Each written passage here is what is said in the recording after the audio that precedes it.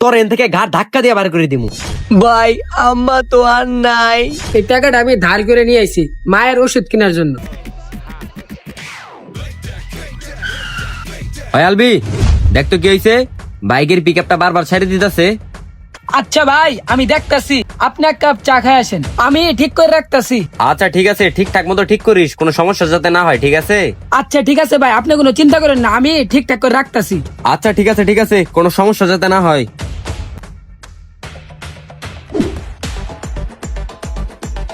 কিরে, বাইক ঠিক হইছে?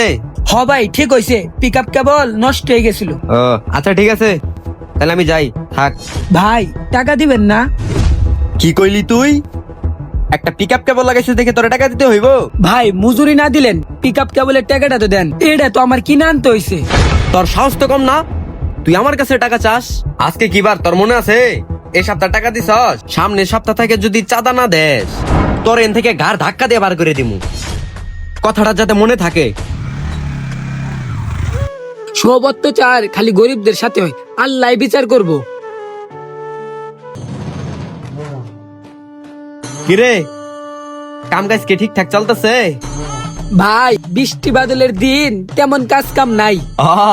একটা না একটা বাহানা তো থাহেই, আমরা টাকা পয়সা নিতে আইলে তখন ব্যবসা অবস্থা খারাপ। ভাই 3-4টা দিন থেকে জ্বর ছিল শরীরে প্রচুর, এই জন্যই দোকানটা খুলতে পারি নাই। তোর এইসব নাটক বাদ দে, গত সপ্তাহ টাকা আর এই সপ্তাহ টাকা মিলায়া এখন তুই দিবি। এখন কই থেকে টাকা পয়সা দিমু ভাই, আমার কাছে তো টাকা পয়সা নাই।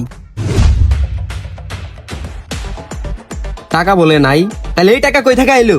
এই টাকাটা আমি ধার করে নিয়ে আইছি মায়ের ওষুধ কেনার জন্য। প্লিজ ভাই এই টাকাটা নিয়েন না ভাই। তোর এত বড় সাহস, তুই আমার হাত ধরছস?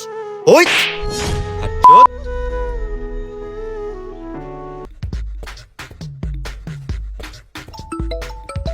এইটা মেকে কল দিল আবার।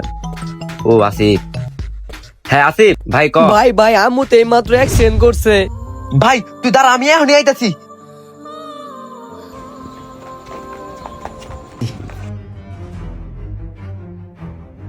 ভাই আম্মা কই? আমার কি অবস্থা? ভাই আম্মা তো আর নাই।